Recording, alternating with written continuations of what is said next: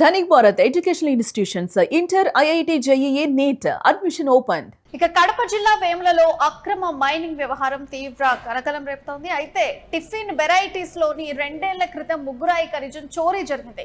చర్యలు తీసుకోవాలని చెప్పేసి ఏడాదిన్నర క్రితమే సంస్థ మేనేజర్ వేల్పుల రాము కూడా కంప్లైంట్ చేయడం జరిగింది. ఆర్థిక సంక్షోభంలో ఎన్సిఎల్టీ పరిధిలోకి కూడా టిఫిన్ వెరైటీస్ సంస్థ వెళ్ళిపోయింది. అయితే గతంలో మైనింగ్ కూడా నిలిచిపోయిన సమయంలో కోర్టు పరిధిలోనే సీజ్ చేసి 1000 టన్నుల ముగ్గురాయిని కూడా భద్రపరిచారు. అయితే గతేడాది రాత్రికి రాత్రే ఆ ముగ్గురాయిని కూడా తరలించారని చెప్పేసి కొన్ని ఆరోపణలు కూడా వినిపిస్తున్నాయి. దీని విలువ కోట్ల రూపాయల్లో కూడా ఉంటుందని చెప్పేసి అంచనాలు కూడా వేశారు. ఇక స్థానిక పిఎస్ పరిధిలోనే గని నుండి ముగ్గురాయి తరలిస్తున్నా కూడా పోలీసులు నిర్లక్ష్యం వహిస్తున్నారని మేనేజర్ వాపోయారు. అప్పట్లోనే ఫిర్యాదు చేసినా కూడా పోలీసులు పట్టించుకోలేదని ఆయన ఆరోపణ చేశారు. దాదాపుగా ఏడాదిన్నర తర్వాత విచారణ మొదలు పెట్టారని రాము చెప్పారు. అయితే ఈ పోలీసు విచారణలో అసలు దొంగలు, వారి వెనుక ఉన్న సూత్రధారులు అసలు బయటపడతారా లేదా అనేటువంటి ఇప్పుడు ఒక క్వశ్చన్ వస్తుంది. సో ఏడాదిన్నర క్రితమే కంప్లైంట్ చేసినా కూడా పోలీసులు భారీగా నిర్లక్ష్యం వహించారని చెప్పేసి సంస్థ మేనేజర్ చెప్పడం జరుగుతుంది. సో దాని విలువ లక్షల కోట్లలో కూడా ఉంటుందని చెప్పేసి ఒక రకంగా అంచనా కూడా వేస్తున్నారు. మరి ఏడాదిన్నర కేసుని ఇప్పుడు తీసుకొచ్చి చేస్తే మరి నిజమైన న్యాయం జరుగుతుందా, దాని వెనుకున్నటువంటి సూత్రధారులు బయటపడతారా అన్నటువంటి క్వశ్చన్స్ కూడా ఇప్పుడు బయటకు వస్తున్నాయి. కంపెనీ ఉంది, దానికి సంబంధించిన ముగ్గురాయికి సంబంధించిన కంపెనీ. అది యాక్చువల్గా ఇక్కడ మైన్స్ ఉన్నాయి. ఆ మైన్స్ లో నేను ఆ మైన్స్ కు సంబంధించిన ఏజెంట్ గా ఉన్నాను గత 10 ఏళ్ళ నుంచి.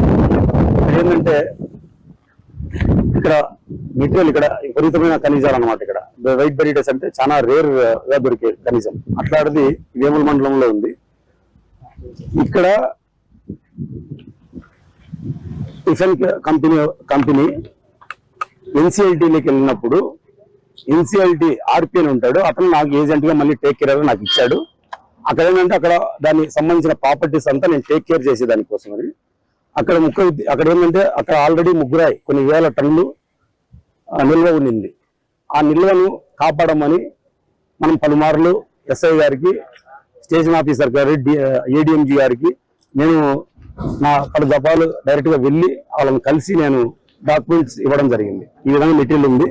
ఈ కూటమి ప్రభుత్వం వచ్చినప్పటి నుంచి దాన్ని ఇల్లీగల్ గా చేస్తున్నారు, మెటీరియల్ తీస్తున్నారు, ప్లస్ ఆడున్న మెటీరియల్ లిఫ్ట్ చేస్తున్నారు. మీరు దాన్ని తగు చర్యలు తీసుకోండి. ఇది కోర్టులో స్టే ఉంది.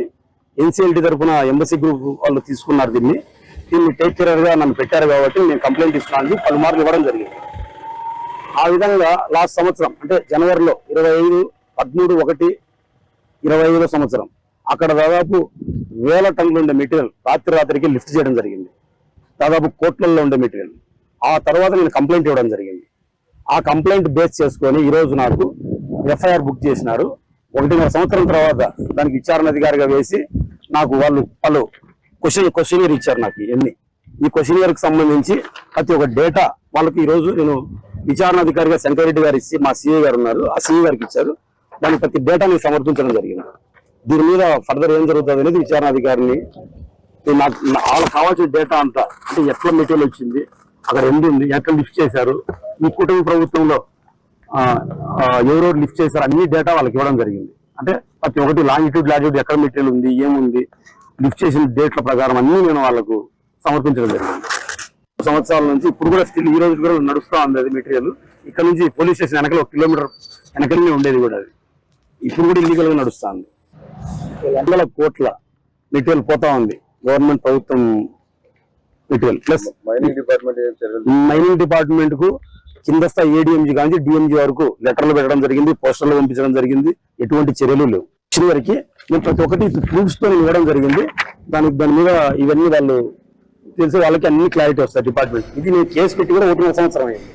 1.5 సంవత్సరం తర్వాత విచారణకు పిలిచారు ఇక్కడ. సో మొత్తానికైతే కడప జిల్లా వేములలో అక్రమ మైనింగ్ వ్యవహారం ఇప్పుడైతే తీవ్ర చర్చనీయాంశం అవుతుంది అని చెప్పొచ్చు. టిఫిన్ వెరైటీస్ లో 2 ఏళ్ల క్రితం ముగ్గురాయి ఖనిజం చోరీ జరిగిందని చెప్పేసి ఆ సంస్థ యొక్క మేనేజర్ వేల్పుల రాము కూడా కంప్లైంట్ జరిగింది. అది విత్ ప్రూఫ్స్ తో. అయినా కూడా పోలీసులు నిర్లక్ష్యం వహించారని చెప్పేసి ఆయన చెప్పడం జరుగుతుంది. అండ్ అది ఆర్థిక సంక్షోభంలో ఎన్సిఎల్టీ అంటే నేషనల్ కంపెనీ లా ట్రిబ్యునల్స్ కంపెనీకి కూడా ఆ పరిధిలోకి వెళ్ళిపోయింది. అయినా కూడా అది ఎక్కడికక్కడికి ఆగిపోయినా కూడా దాన్ని రాత్రికి రాత్రే పోలీసు నిర్లక్ష్యంతో వాళ్ళు చూడకపోవడంతో చోరీ చేయడం జరుగుతుంది, అక్రమంగా ఖనిజాన్ని తీసుకువెళ్ళడం జరిగింది. అయినా కూడా పోలీసులు నిర్లక్ష్యాన్నే చూపిస్తున్నారని చెప్పేసి ఆయన ఇప్పుడు మీడియా ముఖంగా కూడా ఆయన చెప్పడం జరిగింది, ఎవరైతే కంప్లైంట్ చేశారు రాము. సో మొత్తానికైతే వైఎస్ఆర్ కడప జిల్లా వేముల మండల పరిధిలోని ప్రసిద్ధ ముగ్గురాయి గనిలో భారీ కుంభకోణం అయితే జరిగిందని చెప్పేసి 1.5 ఏళ్ల క్రితమే ఆయన ప్రూఫ్స్ తోని కంప్లైంట్ చేసినా కూడా పోలీసులు నిర్లక్ష్యంతో అది చోరీ జరిగింది, దాని విలువ లక్షల కోట్లు కూడా ఉండొచ్చని ఒక అంచనా మాత్రం కూడా తెలుస్తోంది అనమాట.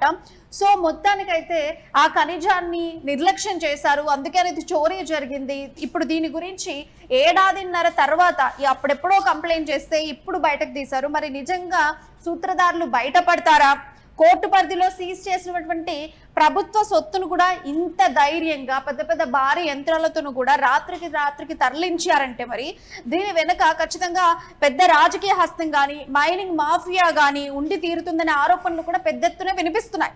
అయితే ప్రస్తుతం పోలీస్ విచారణ అయితే ప్రారంభమైంది. మరి నిజంగా ఎవరైతే సూత్రధారులు ఉన్నారో వాళ్ళు బయటకు వస్తారా, లేకపోతే డ్రైవర్లు కూలీలను వీళ్ళని మాత్రమే విచారణ చేసి తూతూ మంత్రంగా విచారణ చేసి వదిలేస్తారన్న విషయాలు అయితే ఇంకా తెలియాలి అని చెప్పేసి ఆయన మీడియా ముఖంగా మాట్లాడారు. సో మొత్తానికైతే దీని వెనక దొంగలు ఎవరున్నారు, అసలు వాళ్ళు ఎవరున్నారు అనేది బయటపడాలి అని చెప్పేసి ఆయన కోరుకున్నటువంటి మ్యాటర్ అనమాట. సో మొత్తానికైతే ఇప్పుడు ఈ అంశం చాలా తీవ్ర చర్చకు దారితీస్తుందని చెప్పొచ్చు. ఎందుకంటే ముగ్గురాయి ఖనిజాన్ని చోరీ చేయడం, పోలీసులు నిర్లక్ష్యం వహించడం ఇదంతా చూస్తుంటే అసలు సూత్రధారులు బయటపడతారో లేదో అనుమానాలు కూడా పెద్ద ఎత్తున ఇప్పుడు వినిపిస్తున్నాయి.